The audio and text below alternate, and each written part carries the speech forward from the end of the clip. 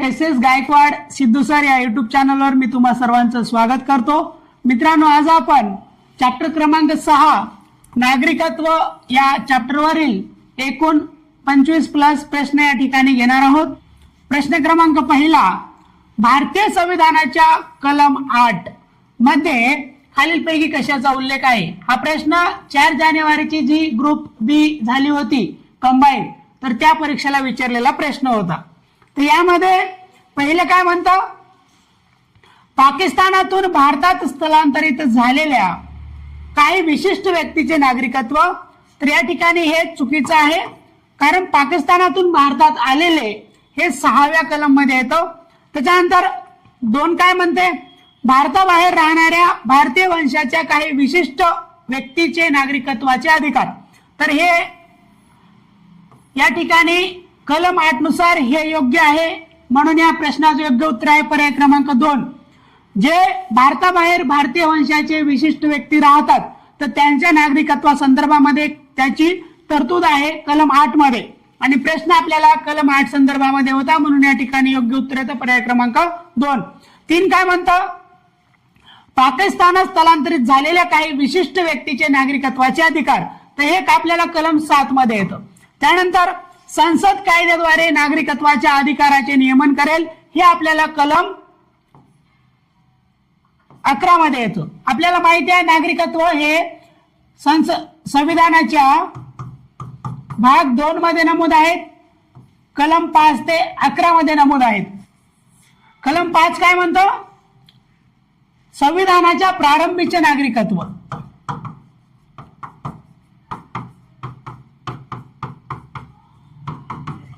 त्याच्यानंतर कलम 6 काय म्हणतो, पाकिस्तानातून भारतात आलेले।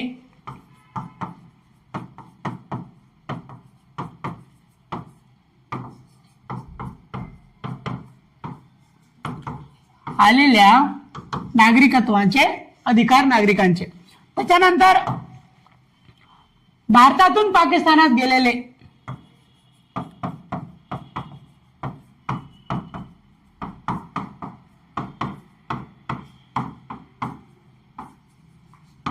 विशिष्ट नागरिकांच्या नागरिकत्वाचे अधिकार, परंतु ते नंतर भारतात आलेले रिटर्न। त्याच्यानंतर 8 काय म्हणतो, भारतीय वंशाचे नागरिक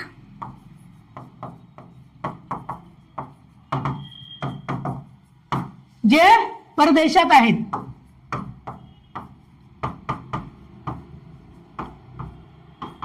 अशा विशिष्ट नागरिकांच्या नागरिकत्वाचे अधिकार। त्यानंतर 9 काय म्हणते, तर एखादा भारतीय व्यक्ती स्वेच्छेने जर का परकीय नागरिकत्व स्वीकारत असेल,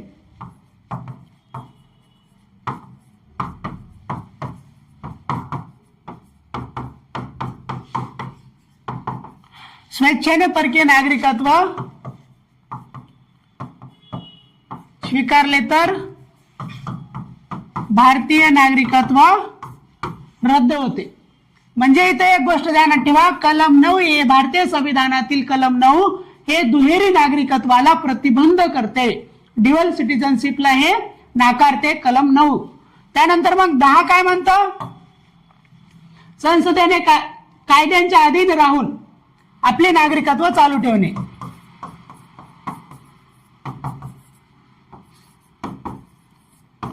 नागरिकत्व चालू ठेवणे नियमांच्या वगैरे अधीन राहून। त्यानंतर 11 काय म्हणतं, नागरिकत्वा संदर्भामध्ये नियम व कायदा करण्याचा अधिकार कोणाला असेल, संसदेला आहे। तर अशा प्रकारे कलम 5 ते 11 पर्यंत आपल्या नागरिकत्वा संदर्भामध्ये तरतुदी आहेत। आणि त्यानंतर मग महत्वाचा आहे या ठिकाणी प्रश्न क्रमांक 2, भारताचे परदेशी नागरिक कार्डधारकांच्या हक्काबद्दल बरोबर विधाने निवडा। राज्य सेवा मुख्य मे 2025 चा प्रश्न आहे। तर काय म्हणतं, तो भारताच्या राष्ट्रपती पदाची निवडणूक लढवण्यासाठी अपात्र असेल। त्यानंतर मग ब काय म्हणतं, तो सर्वोच्च न्यायालयाचा न्यायाधीश म्हणून नियुक्तीसाठी पात्र असेल। त्यानंतर क काय म्हणतं, तो मतदार म्हणून नोंदणीसाठी पात्र असेल। तर या ठिकाणी पर्याय क्रमांक 4 या प्रश्नाचे योग्य उत्तर आहे। तो भारताच्या राष्ट्रपती पदासाठी निवडणूक लढवण्यासाठी अपात्र असेल, या ठिकाणी देखील तो अपात्र असेल आणि या ठिकाणी देखील तो अपात्र असेल. जे काही परदेशी नागरिक कार्डधारक असतात त्यांना या ठिकाणचे सार्वजनिक पद वगैरे खुले नसतात. जो व्यक्ती भारतीय नागरिकत्व आहे, ज्याचं भारतीय पासपोर्ट धारक जो आहे त्याला आपण भारतीय नागरिक म्हणू. अशा नागरिकाला येथील सर्व सार्वजनिक पद वगैरे याच्यासाठी तो खुले असतात, त्याच्यासाठी तो पात्र असू शकतो अटींच्या अधीन राहून. त्यानंतर प्रश्न क्रमांक 3, भारताच्या नागरिकत्वाविषयी खालील योग्य विधाने कोणती आहेत? राज्यसेवा पूर्व डिसेंबर 2024 चा प्रश्न आहे. आपल्याला या ठिकाणी विचारलं योग्य विधान कोणते. यामध्ये हे काय म्हणतं, भारतामध्ये एकल नागरिकत्व पद्धती आहे. हो, या ठिकाणी बरोबर आहे. भारतात एकल सिंगल सिटीजनशिप हे तत्व भारतामध्ये आहे, म्हणून आपल्याला हे बरोबर आहे. योग्य काय ओळखायचं आहे. त्यानंतर मग बी काय म्हणतं, नागरिकत्व कायदा 1955 साली संमत करण्यात आला. हे देखील बरोबर आहे. सिटीजनशिप ऍक्ट 1955 चाच आहे, म्हणून बी देखील बरोबर आहे.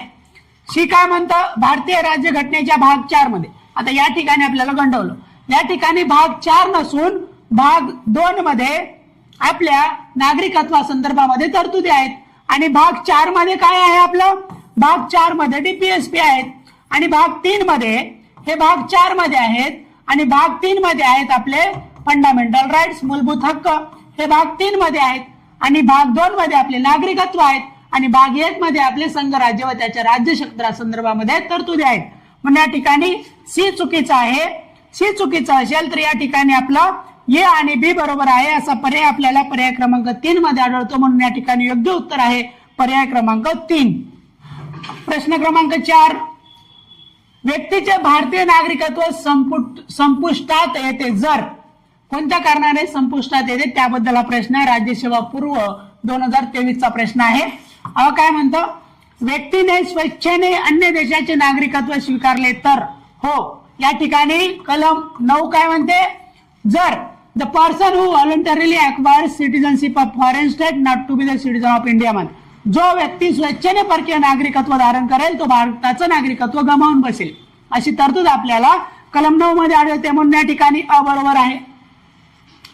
त्यानंतर ब काय आहे, व्यक्तीस नोंदणीद्वारे नागरिकत्व मिळाल्यावर 5 वर्षाच्या कालावधीत त्यास 18 महिन्यांचा कारावास झाला असेल तर.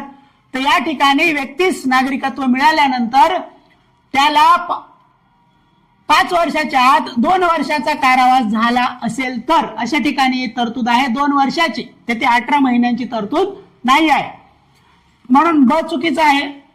त्याच्यानंतर क काय म्हणतं, फसवणूक गैरप्रकार करून नागरिकत्व मिळवले आहे असे भारतात सरकारचे समाधान झाले तर.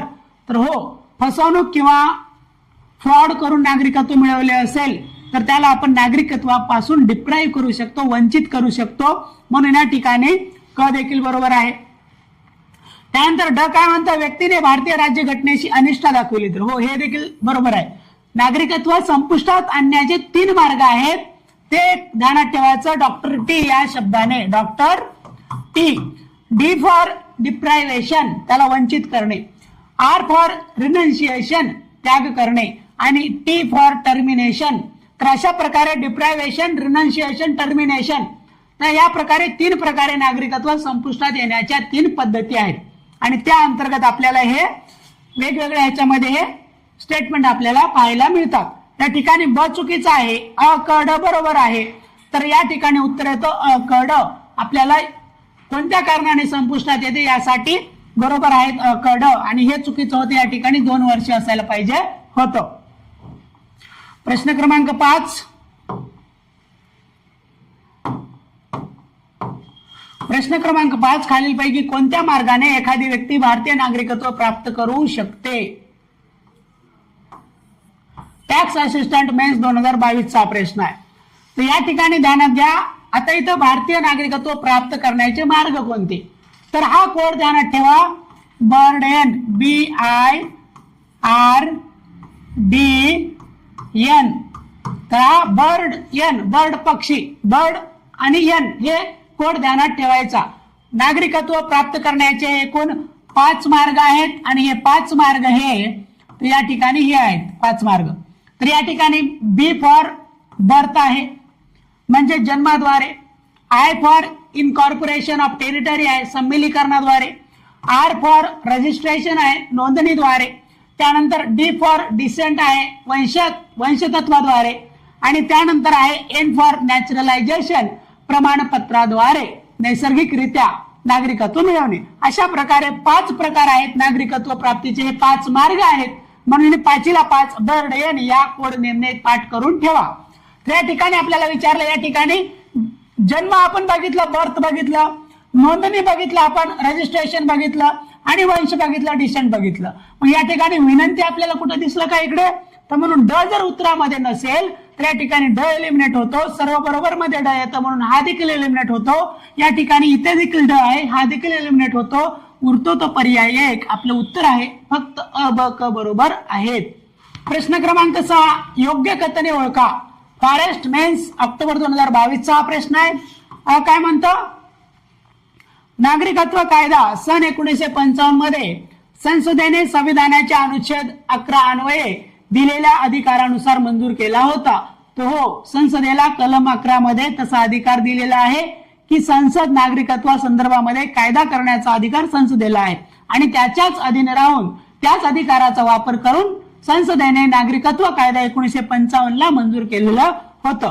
त्यानंतर ब काय म्हणतं? नागरिकत्व कायदा 1955 भारताचे नागरिकत्व प्राप्त करण्यासाठी 7 पद्धती. आताच मागच्या प्रश्नामध्ये आपण बघितलं नागरिकत्व प्राप्त करण्याच्या फक्त 5 पद्धती आहेत आणि ते कोड म्हणला आपण BIRDN. या ठिकाणी बर्ड एन हा 1 झाला, हे 2 झालं, हे 3 झालं, हे 4 झालं आणि हे 5 प्रकार झाले. फक्त 5 प्रकार आहेत नागरिकत्व प्राप्तीचे. या ठिकाणी 7 दिलेला आहे म्हणून हे चुकीचं आहे. मग जर का ब चुकीचं असेल तर या ठिकाणी आपल्याला सांगता येईल की आपल्याला योग्य कथन ओळखायचं आहे. कथन अ फक्त योग्य आहे, बाकी या ठिकाणी ब चुकीचं आहे. म्हणून या ठिकाणी योग्य उत्तर आहे पर्याय क्रमांक 1. प्रश्न क्रमांक 7 खालील विधाने विचारत घ्या. STI मुख्य 2018 चा प्रश्न आहे. अ काय म्हणतं? भारतीय राज्यघटनेने कॅनडा प्रमाणे एकेरी नागरिकत्व पद्धतीचा स्वीकार केला आहे. एकदम बरोबर आहे. परंतु कॅनडा प्रमाणे एकल नागरिकत्वाचा जरी आपण अवलंब केला तरी जेव्हा नागरिकत्वाचा स्रोत जेव्हा विचारला जातो तेव्हा आपल्याला युकेचं संविधान द्यावं लागतं. हे या ठिकाणी स्रोत विचारलं तर युके म्हणा किंवा मग कॅनडा प्रमाणे एकल नागरिकत्व स्वीकारलं तर हे देखील बरोबरच आहे वाक्य इथं. म्हणून पहिलं वाक्य बरोबर आहे. त्यानंतर स्वित्झर्लंड सारख्या इतर संघ राज्याने दुहेरी नागरिकत्व पद्धतीचा स्वीकार केला आहे.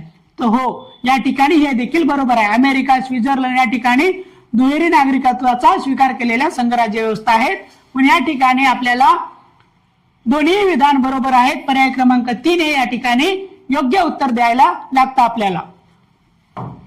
प्रश्न क्रमांक 8 योग्य कथने ओळखा. राज्यसेवा पूर्व 2018 हा प्रश्न आहे. काय म्हणतं? नागरिक राज्यामध्ये सर्व नागरी अधिकारांचा उपभोग घेतात. हो ठीक आहे, जो नागरिक आहे देशाचा त्याला सर्व सिव्हिल राईट्स असतात, नागरी अधिकार असतात. त्यानंतर ब काय म्हणतं? नागरिक राज्यामध्ये सर्व राजकीय अधिकारांचा उपभोग घेतात. हो, सिव्हिल अँड पॉलिटिकल राईट्स दोन्हीचा देखील ते उपभोग घेतात. त्याच्यानंतर मग परकीय व्यक्ती राज्यामध्ये सर्व नागरी अधिकारांचा उपभोग घेतात. तर या ठिकाणी हो, सिव्हिल राईट्स त्यांना असतात परकीय नागरिकांना. आपले सर्टन राईट्स जर सोडले, जर का मूलभूत हक्कामध्ये जर का 15, 16, 19, 29 आणि 30 हे 5 फंडामेंटल राईट्स आहेत, आपले मूलभूत हक्क आहेत. हे 5 मूलभूत हक्क सोडले तर हे 5 मूलभूत हक्क हे फक्त भारतीयांनाच असणारे आहेत.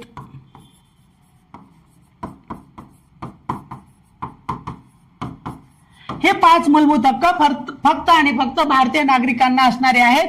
परंतु हे 5 मूलभूत हक्क सोडून बाकीचे हक्क हे परकीय आणि भारतीय या दोघांना देखील उपलब्ध असणारे आहेत. हे या ठिकाणी माहिती आहे आपल्याला. म्हणून ते सिव्हिल अधिकार त्यांना असतात परकीय नागरिकांना. परंतु ड काय म्हणतं? परकीय व्यक्ती राज्यामध्ये सर्व राजकीय अधिकारांचा उपभोग घेत नाहीत. या ठिकाणी ड चुकीचा आहे. जर का ड चुकीचं असेल तर आपल्याला अ ब क हे योग्य विधाने आहेत. पर्याय क्रमांक 1 या ठिकाणी योग्य उत्तर आहे. या ठिकाणी उपभोग घेतात असं होतं. तर ड या ठिकाणी चुकीचं आहे. पर्याय क्रमांक 1 हे आपले योग्य उत्तर आहे. तर प्रश्न क्रमांक 9, नोंदणीकृत पद्धतीने नॅचरलायझेशन पद्धतीने भारतीय नागरिकत्व प्राप्त करण्यासाठी खालीलपैकी कोणती आवश्यक पूर्वअट नाही असं विचारलं आपल्याला. योग्य पर्याय निवडायचा आहे. कोणती पूर्वअट नाही? फॉरेस्ट मुख्य 2017चा प्रश्न आहे. तर या ठिकाणी काय म्हणतं, भारतीय नागरिकाशी विवाह केलेली व्यक्ती जिचा नोंदणी करण्यापूर्वी 7 वर्ष भारतात रहिवास असणे आवश्यक असेल. त्यानंतर ब काय म्हणतं, भारतीय नागरिक असणाऱ्या व्यक्तीची अल्पवयीन मुले. त्यानंतर क काय म्हणतं, भारतीय राज्यघटनेतील 8व्या परिशिष्टात मान्यता दिलेल्या भाषांपैकी एखाद्या भाषेचे पुरेसे ज्ञान असावे. आणि ड काय म्हणतं, भारतीय वंशाची व्यक्ती जी भारताबाहेर इतर कोणत्याही देशात वा ठिकाणी वास्तव्यास होती. तर या ठिकाणी लक्षात घ्या की हे जे काही क मध्ये जे स्टेटमेंट दिलेलं आहे की 8व्या परिशिष्टातील मान्यता दिलेल्या भाषांपैकी एखाद्या भाषेचे ज्ञान असावे पुरेसे, तर हे जे काही अट आहे ते आपल्याला जे काही नैसर्गिकरणाद्वारे जे काही नागरिकत्व प्राप्त केले जाते त्याला आपण नॅचरलायझेशन म्हणतो. तर त्या अंतर्गत ही अट आहे. आणि बाकी अटी या नोंदणीकृत रजिस्ट्रेशन द्वारे जे काही नागरिकत्व प्राप्त केले जाते त्या अंतर्गत बाकीच्या अटी बरोबर आहेत. आपल्याला कोणती पूर्वअट नाही हेच ओळखायचं होतं. तर क ही पूर्वअट नैसर्गिकरणाद्वारे नागरिकत्व प्राप्त करण्याच्या मार्गाचे आहेत, म्हणून या ठिकाणी क हे चुकीचं आहे. म्हणून फक्त क हे आपलं योग्य उत्तर असणार आहे या ठिकाणी. प्रश्न क्रमांक 10, नागरिकत्व कायदा 1955 अन्वये भारतीय नागरिकत्व मिळवण्याचे मार्ग कोणते? लिपिक व टंकलेखक मुख्य 2017चा प्रश्न आहे. तर आपल्याला माहिती आहे BIRDN हे आपण पाठ करून ठेवायचं. या ठिकाणी बर्थ म्हणजे जन्माद्वारे, I for incorporation of territory म्हणजे विलिनीकरणाद्वारे, आर आहे रजिस्ट्रेशन म्हणजे नोंदणीद्वारे, त्यानंतर डी आहे डिसेंट म्हणजे वंश परंपरेने किंवा वंशाद्वारे, किंवा एन फॉर नॅचरलायझेशन किंवा नैसर्गिकरणाद्वारे स्वीकृत केलेले नागरिकत्व. म्हणून या ठिकाणी जन्माद्वारे बरोबर आहे, नोंदणीद्वारे बरोबर आहे, क्षेत्र विलिनीकरण बरोबर आहे, वंशाद्वारे बरोबर आहे, आणि रजिस्ट्रेशन किंवा नोंदणी किंवा नैसर्गिकरणाद्वारे स्वीकृतीने नागरिकत्वही स्वीकारता येते, म्हणून ड देखील बरोबर आहे. या ठिकाणी उत्तर येतं पर्याय क्रमांक 4 अ ब क ड ई हे सर्वच्या सर्व नागरिकत्व मिळवण्याचे मार्ग आहेत. प्रश्न क्रमांक 11, भारतीय राज्य घटनेचा कोणता भाग हा नागरिकत्वाशी संबंधित आहे? या ठिकाणी कर सहाय्यक मुख्य 2017चा प्रश्न आहे. तर भाग 1 कशा संदर्भात आहे? भारताचे संघ व त्याचे राज्य क्षेत्र या संदर्भात भाग 1 आहे. भाग 2 कशा संदर्भात आहे? नागरिकत्व. या ठिकाणी नागरिकत्वा संदर्भात विचारलेला आहे. पर्याय 2 आपले योग्य उत्तर असणार आहे. भाग 3 आपला फंडामेंटल राईट्स मूलभूत हक्क, आणि भाग 4 आपला DPSP directive principle of state policy, त्यालाच आपण मार्गदर्शक तत्व म्हणतो. जे राज्याचे कर्तव्य आहेत ते भाग 4 मध्ये आहेत आपल्याला. अशा प्रकारे या ठिकाणी योग्य उत्तर येणार आपलं पर्याय क्रमांक 2.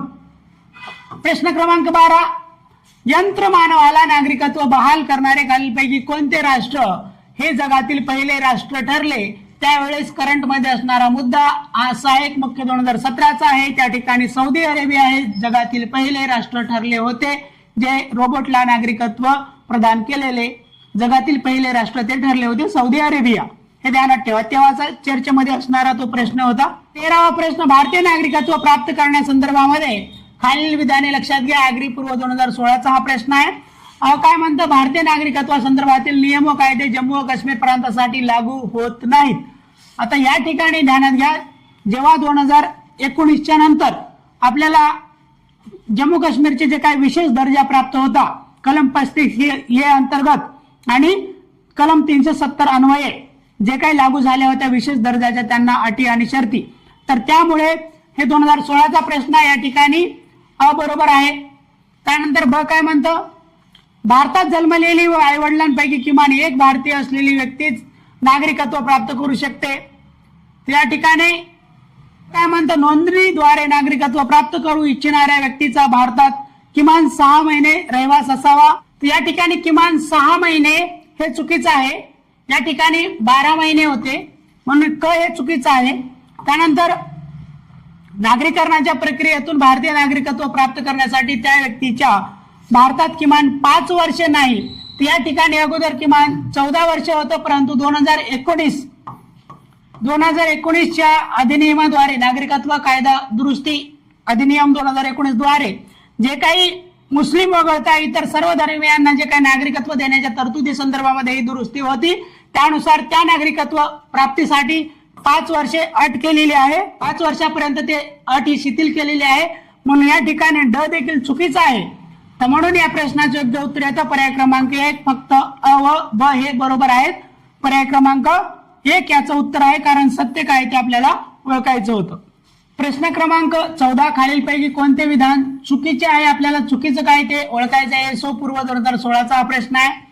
काय म्हणतो, एखाद्या व्यक्तीचा जन्म भारतात 26 जानेवारी 1950 रोजी किंवा त्यानंतर, परंतु 1 जुलै 1987 पूर्वी झालेला असेल तर ती व्यक्ती भारतीय नागरिक असते.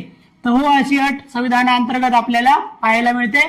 त्यानंतर मग एखाद्या व्यक्तीचा जन्म भारतात 1 जुलै 1987 रोजी किंवा त्यानंतर झाला असेल, जर तिच्या जन्माच्या वेळी आई वडिलांपैकी एक कोणीतरी भारताचे नागरिक असतील तर ती व्यक्ती भारतीय नागरिक असेल, हे देखील बरोबर आहे.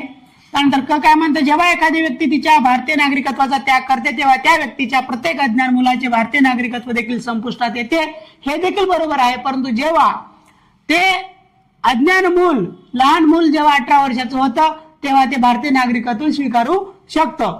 तर म्हणून या ठिकाणी चुकीचं ओळखायचं होतं. या ठिकाणी वरीलपैकी एकही चुकीचं नाही. पर्याय क्रमांक 4 या ठिकाणी योग्य उत्तर येणार. प्रश्न क्रमांक 15. खालीलपैकी कोणते विधान आपल्याला चुकीचं काय ओळखायचंय? फॉरेस्ट मुख्य 2016चा प्रश्न आहे. काय म्हणतं, भारतामध्ये राष्ट्रपती पदासाठी केवळ, आता इथं जिथं केवळ आलं तिथं आपण थोडंसं सतर्क राहिलं पाहिजे. केवळ जन्मसिद्ध नागरिकत्व पात्र असतो आणि नागरीकरणाद्वारे नागरिकत्व प्राप्त केलेली व्यक्ती पात्र नसते. या ठिकाणी हे चुकीचं आहे, कारण भारतामध्ये जन्मसिद्ध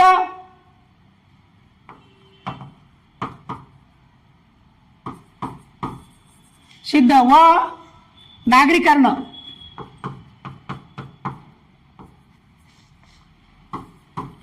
या दोन्हीद्वारे नागरिकत्व प्राप्त व्यक्ती हे राष्ट्रपती पदासाठी पात्र असतो. परंतु हे केवळ जन्मसिद्ध नागरिक हे कोणासाठी लागू होतं? ते अमेरिकेसाठी लागू होतं. तर म्हणून पहिले या ठिकाणी चुकीचं आहे. त्यानंतर ब काय म्हणतं, अमेरिकेमध्ये अध्यक्षपदासाठी केवळ जन्मसिद्ध, या ठिकाणी केवळ हे नागरिकत्व प्राप्त असतात, जन्मसिद्ध हे बरोबर आहे. ते अमेरिकेच्या बाबतीमध्ये बरोबर आहे. परंतु अ हे चुकीचं आहे. ब बरोबर आहे, अ चुकीचं आहे. काय म्हणतं, जेव्हा एखादी व्यक्ती भारतीय नागरिकत्वाचा त्याग करते तेव्हा त्या व्यक्तीच्या प्रत्येक अज्ञान बालकाचे भारतीय नागरिकत्व देखील नष्ट होते. हे देखील मागच्या प्रश्नामध्ये सेम स्टेटमेंट होतं, हे देखील बरोबर आहे. तर या ठिकाणी आपल्याला चुकीचं ओळखायचं होतं. चुकीचं फक्त अ आहे.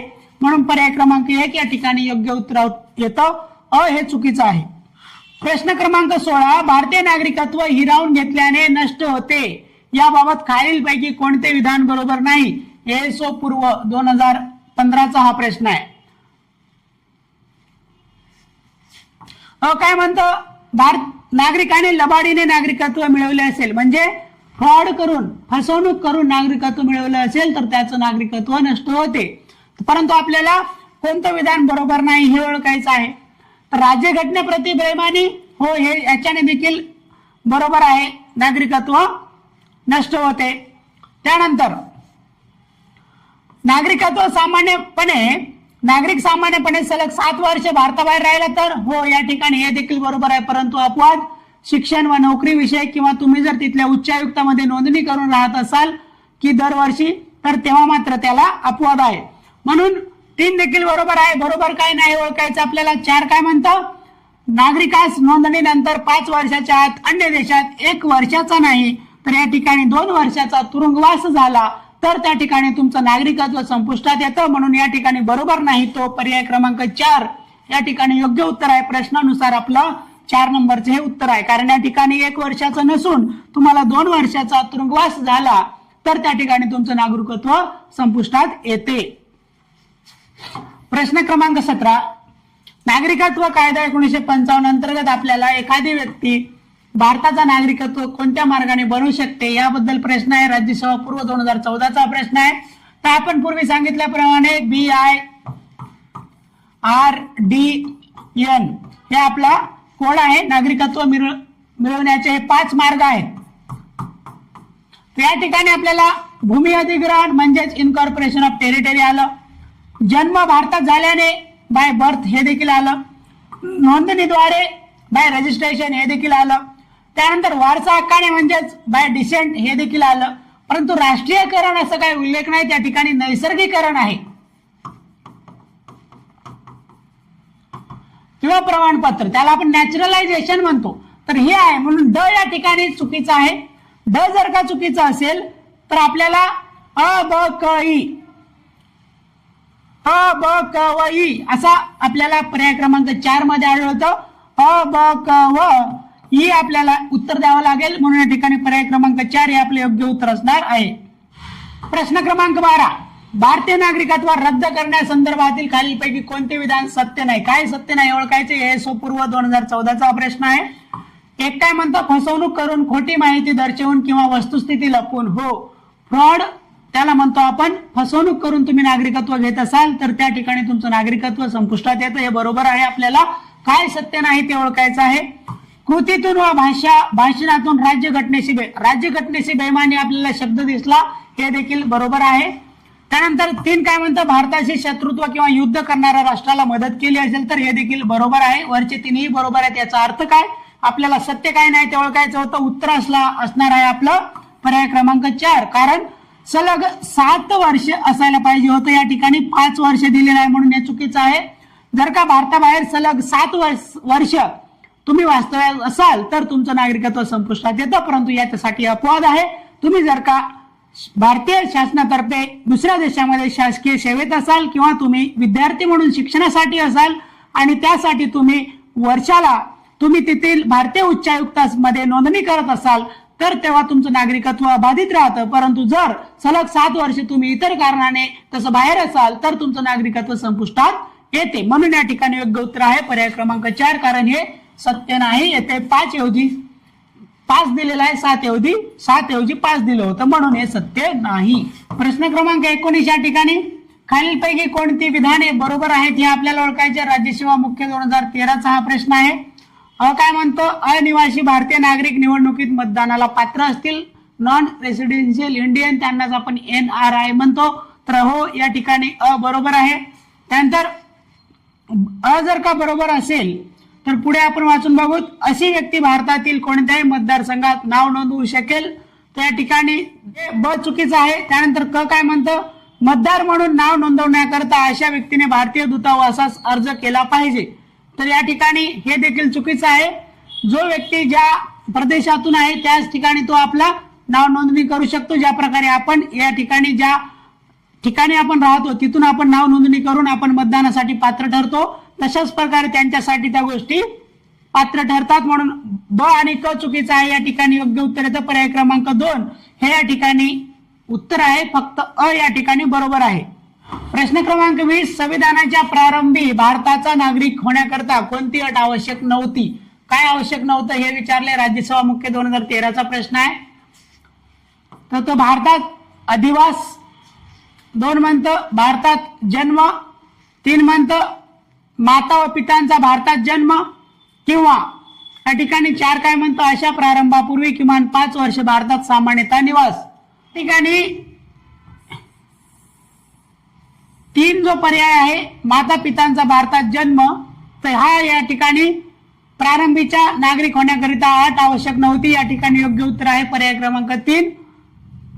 त्यानंतर 21वा प्रश्न काय, क्षय या ब्रिटिश महिलेस खालीलपैकी कोणत्या कारणाने भारतीय नागरिकत्व मिळेल? PSI पूर्व 2013चा हा प्रश्न आहे. आता ती पुणे विद्यापीठात प्राध्यापिका आहे म्हणजे ती इथं नोकरीला आहे हे काही. त्यानंतर 2 काय म्हणतं, तिने भारतीय पुरुषाशी विवाह केला आहे. 3 काय म्हणतं, ती भारतात ब्रिटिश शिष्टमंडळासह आली आहे म्हणजे. त्यानंतर 4 ती ब्रिटिश वकिलातील नोकरी करीत आहे. त्या ठिकाणी पर्याय आपल्याला पर्याय क्रमांक 2 द्यावा लागेल. जर का ती विवाहित होऊन जर का भारतात आली असेल, वराड निघालं लंडनला, परंतु लग्न करून नोकरी तर आणावं लागेल भारतात, तर म्हणून या ठिकाणी पर्याय क्रमांक 2 आपल्याला योग्य उत्तर द्यावं लागेल. बाकी पर्याय चुकीचे आहेत, कारण ते नोकरीच्या निमित्ताने या देशामध्ये येण्याबद्दलचे हे पर्याय सांगतात, बाकी 3 व हे पर्याय 2 या ठिकाणी योग्य उत्तर देता येईल आपल्याला. प्रश्न क्रमांक 22, श्री एक्स हे अनिवासी भारतीय नागरिक आहेत. त्यांना लोकसभेच्या निवडणुकांमध्ये मतदान करावयाचे आहे. त्यांच्या वयाची 18 वर्ष पूर्ण झाली आहेत. ते कशा प्रकारे मतदान करू शकतील? एसओ मुख्य 2013चा हा प्रश्न आहे. तर या ठिकाणी काय म्हणतं, ते मतदान करू शकणार नाहीत. त्यानंतर हे चुकीचं आहे, ते मतदान करू शकतील. ब काय म्हणतं, ते त्यांची मतपत्रिका पोस्टाने पाठवू शकतील. त्या ठिकाणी क काय म्हणतं, मग ते परदेशातील भारतीय दूतावासात जाऊन मतदान करू शकतील. ड काय असेल, भारतीय निवडणूक आयोगाने तयार केलेल्या संकेतस्थळावर जाऊन ते मतदान करू शकतील. हे चुकीचं आहे. त्यानंतर भारतात जिथे त्यांची मतदार म्हणून नोंदणी झाली आहे अशा मतदान केंद्रावर जाऊन ते मतदान करू शकतील. तर हे आपल्याला योग्य उत्तर देता येईल. ज्या ठिकाणी त्यांची मतदार म्हणून नोंदणी झाली आहे अशा मतदान केंद्रावर जाऊन ते मतदान करू शकतील. या ठिकाणी ई हे बरोबर आहे, म्हणून ई हे बरोबर उत्तर आहे. पर्याय क्रमांक 2 या ठिकाणी योग्य उत्तर देता येईल आपल्याला. प्रश्न क्रमांक 23, भारतीय नागरिकत्व कायदा केव्हा बनविण्यात आला? एसटीआय पूर्व 2012चा प्रश्न आहे. त्या ठिकाणी 1955चा नागरिकत्व कायदा आहे आणि त्यामुळे या प्रश्नाचे योग्य उत्तर येतं पर्याय क्रमांक 2 1955. या ठिकाणी 1956, 1935, 1951चा काही संबंध येत नाही. आणि तब्बल आजपर्यंत या नागरिकत्व कायदा 1955 मध्ये तब्बल 9+ टाइम त्यामध्ये बदल करण्यात आलेले आहेत. 9 वेळापेक्षा जास्त बदल करण्यात आलेले आहेत आजपर्यंत. परंतु मूळ कायदा हा 1955चा आहे, सिटिझनशिप ऍक्ट 1955. प्रश्न क्रमांक 24, संसदेने नागरिकत्वाचा कायदा केव्हा संमत केला? असिस्टंट पूर्व 2012चा प्रश्न आहे. सेम उत्तर असेल आपलं 1955चा हा कायदा आहे, सिटिझनशिप ऍक्ट 1955. त्यानंतर 1950 काही संबंध नाही, 52चा काही संबंध येत नाही आणि 1958चा देखील काही संबंध इथे येत नाही. 25वा प्रश्न काय? भारतीय नागरिकत्वाचा लोप पुढील कोणत्या कारणामुळे होत नाही? म्हणजे कशामुळे तुमचं नागरिकत्व नष्ट होत नाही याबद्दल हा प्रश्न आहे. क्लर्क किंवा टायपिस्ट 2011चा हा प्रश्न आहे. एक काय म्हणतं, एखाद्या व्यक्तीने अन्य देशाचे नागरिकत्व स्वीकारण्यासाठी भारतीय नागरिकत्वाचा त्याग करण्याचे ठरविले व त्यासाठी तसा अर्ज केला ती व्यक्ती. त्यानंतर 2 काय म्हणतं, अन्य कोणत्याही देशाचे नागरिकत्व स्वीकारणारी भारतीय व्यक्ती. 3 काय म्हणतं, हेरगिरी, देशद्रोह यांसारखी गंभीर गुन्हे करणारी व्यक्ती. आणि 4 काय म्हणतं, भ्रष्ट मार्गाने संपत्ती मिळवून गैरव्यवहार करून न्यायालयात दोषी ठरणारी व्यक्ती. या ठिकाणी संपत्ती मिळवून गैरव्यवहार करून न्यायालयात दोषी ठरणारी व्यक्ती आणि त्याच्या नागरिकत्वाशी काही संबंध येत नाही. कारण तुम्ही जर बेईमानी करून, फ्रॉड करून नागरिकत्व प्राप्त केले असेल किंवा संविधानाशी बेईमानी करून नागरिकत्व प्राप्त केले असेल किंवा त्यागासाठी तुम्ही अर्ज केला असेल किंवा अन्य कोणत्याही देशाचे नागरिकत्व तुम्ही स्वीकारले असेल किंवा तुम्ही देशद्रोह करून गंभीर गुन्हे करणारी व्यक्ती असाल, देशाशी गद्दारी कराल, युद्धजन्य परिस्थितीमध्ये शत्रू राष्ट्राशी तुम्ही संपर्क साधाल, तर अशा अवस्थांमध्ये तुमचं नागरिकत्व नष्ट होऊ शकतं, रद्द होऊ शकतं. परंतु या ठिकाणी भ्रष्ट मार्गाने संपत्ती मिळवला तुम्ही आणि दोषी ठरला न्यायालयामध्ये, त्याचा नागरिकत्व नष्ट होण्याशी काही संबंध नाही. आपल्याला कशामुळे नष्ट होत नाही हे विचारलं होतं. या ठिकाणी योग्य उत्तर आहे पर्याय क्रमांक 4.